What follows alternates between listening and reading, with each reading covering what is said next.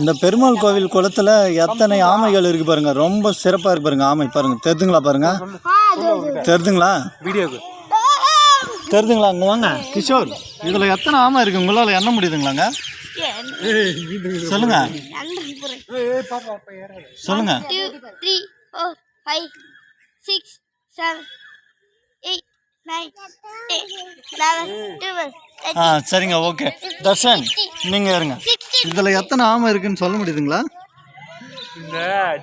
1 2 3 4 5 6 7 8 9 10 11. ஓகேங்க ஓகேங்க. இவர் 11 எண்ணிருக்காரு, அவர் 7 எண்ணிருக்காரு. நீங்க என்னங்க சொல்றீங்க?